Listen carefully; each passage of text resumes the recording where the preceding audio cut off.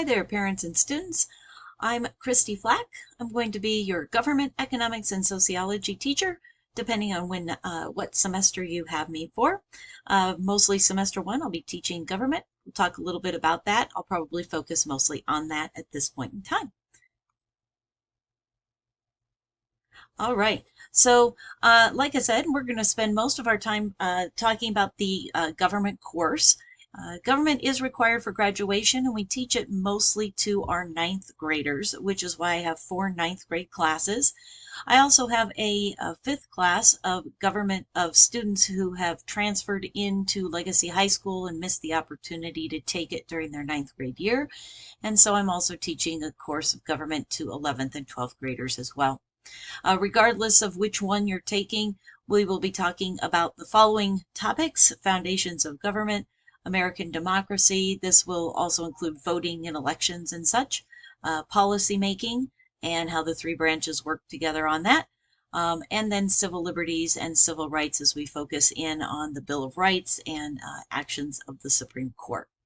If you're watching this video because you're a ninth grade parent of a ninth grade student, they'll be taking economics with me, very likely, second semester. And again, also if you happen to be the parent of someone who will be taking sociology second semester. If you want to know exactly what it is we're doing for each of those courses, those are kind of described briefly on the syllabus. All right, so just a couple little things. First of all, everything can be found on Schoology, particularly for students. So it's pretty much all there. They have access to a daily calendar. This daily calendar is called Planbook. They will see announcements, any updates that I do, all of that comes through Schoology, which may link to their email as well. There's going to be links on Schoology to class notes and class materials. If it's something that I've handed out in class, more than likely it probably won't be there, but again, they can get that hard copy when they come to class. I do some assignments on Schoology. I don't do all of them on Schoology, but there's a variety, and so feedback can be looked at there as well. And then I also have some other educational apps that we use. We use a program called Quizzes. We use a program called EverFi when we're working in economics, and iCivics. So we've got a couple little outside programs. We might add a few more if we need to. For you as a parent and guardian, certainly there's a few things that I'm sure you want to know. As a parent or guardian, my website is essentially your main resource. At this age, certainly we're trying to let the kids kind of do their thing. But if you want to kind of follow what's happening in class or you have questions, whatever, my website then, of course, will be your main resource. There you'll find my contact information. I will let you know that email is the best way to reach me. Phone calls, it's really tough because I'm almost never at my desk long enough to actually do anything there.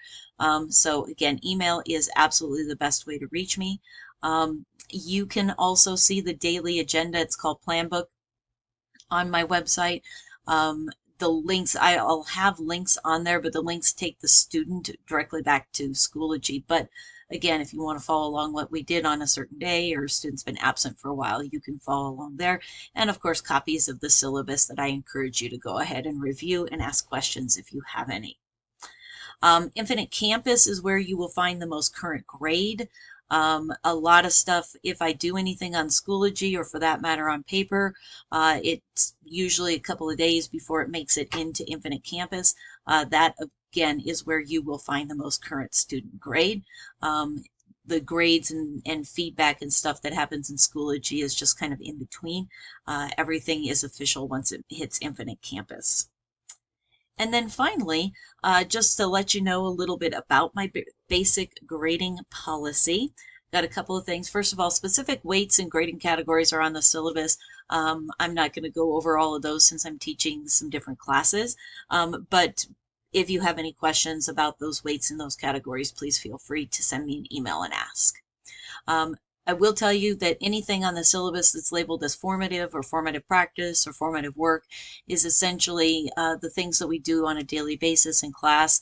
I don't really have a ton of homework, to be honest with you. Um, it may or may not be something that I grade. All of it is practice for summatives. And because it is practice, I encourage students to continue practicing until they have the grade that they want. So most grades can be improved up to 100%. I do have a cutoff. The day of the unit exam is when I do stop taking any late or fixed or makeup formative practice work. Everything else that's listed on there, it might not have the word summative in front of it. Might be called content or research or whatever it is called. All of that is considered summative works. They are taken as they are. We do not offer retakes or retake tests.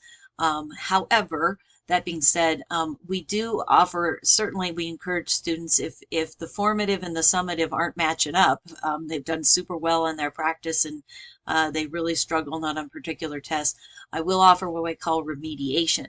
That includes really a conversation with me, just a little bit of a discussion, maybe some points back. Obviously, it's not going to be a retake. They're not going to redo it. It will be different. It will be more about the learning of that particular item, plans for how to improve next time around, and definitely will not be for full credit. So just kind of be aware of that. If you have questions, like I say, about that, please feel free to send me an email and we can have that conversation. And then finally, again, I certainly value student communication. Please encourage your students to come and ask questions. You never know. You'll never know if you don't ask. If there's something going on, I'm pretty open and flexible to life happenings. So more than happy to work with you, work with your students. Just please encourage them to ask questions. And thank you for watching. And I hope we have a fantastic and wonderful school year.